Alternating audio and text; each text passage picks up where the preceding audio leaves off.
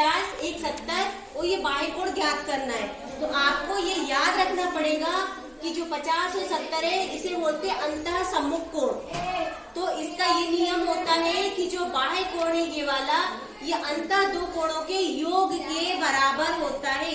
ये लाइन आपको याद रखनी है, ये वाली लाइन आपको याद रखनी है और ये हर स्टेप में लिखनी भी है। बाह्य कोण दो अंतः कोणों के योग के बराबर होता है। तो बाह्य कोण 50 और 70 को जोड़ देंगे तो 120। x कितना आ जाएगा 120। सेकंड वाले क्वेश्चन में 65 और 45 दिया है और हमें ये x ज्ञात करना है।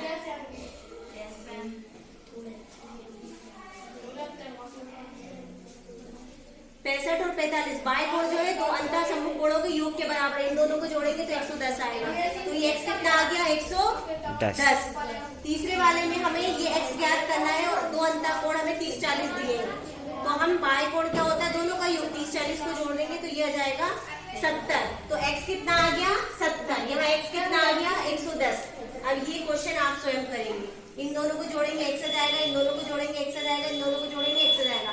लेकिन हर प्रश्न में आपको ये स्टेप लिखनी है, बाह्य कोण दो अंतः कोणों के योग के बराबर होता है। इसके बाद आप लिखेंगे बाह्य कोण और दोनों कोणों को जोड़ देंगे, आंसर। सेकंड का पहला है।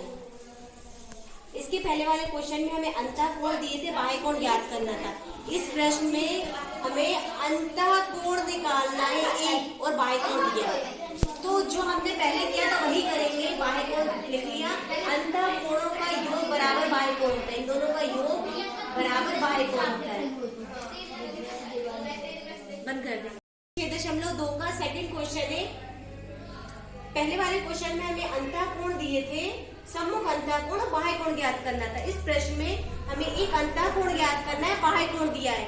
तो वही पुराना नियम, अंतः कोणों का योग बराबर बाह्य कोण होता है।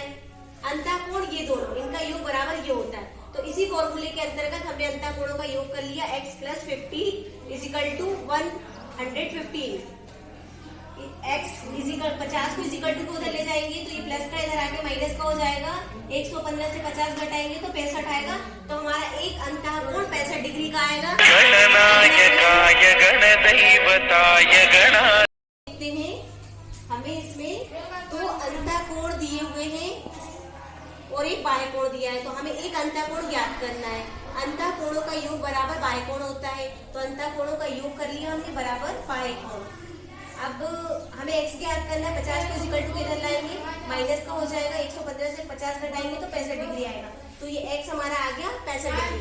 सेकंड क्वेश्चन में हम वापस से वही लिखेंगे, अंतः कोणों का योग बराबर बाह्य कोण। यह हर प्रश्न में हमें लिखना है। अंतः कोण क्या थे हमारे 70 और x, 70 + x बराबर 100, ये बाह्य कोण है। फिर हमें x ज्ञात करना है, 70 को इधर लाएंगे तो ये प्लस का इधर आके माइनस को आ जाएगा। 100 से 70 को घटाएंगे तो 30 आएगा। तो x बराबर 30। नेक्स्ट क्वेश्चन में हमें अंदर सिर्फ x दिया है, दूसरा कोण नहीं दिया। तो आपको याद रखना है कि ऐसा निशान बना है, इसका मतलब होता है समकोण। समकोण कितने डिग्री का होता है 90। तो अगर ऐसा निशान बना है, कुछ नहीं लिखा, तो हमें मालूम होना चाहिए कितना है ये 90 डिग्री। तो हम वापस से लिखेंगे अंतः कोणों का योग बराबर बाह्य कोण। दो अंतः कोण क्या थे x और 90, तो हमने जोड़ दिया बराबर 125। फिर हम x को यही रहने देंगे क्योंकि हमें x ज्ञात करना है। 90 को इक्वल टू इधर लाएंगे, माइनस का हो जाएगा। 125 से 90 घटाएंगे तो 35 डिग्री। तो हमारा ये x कितना आ गया 35 डिग्री। अब ये प्रश्न है 60 और x को आपको जोड़ना है और 120 इक्वल टू में लिखेंगे।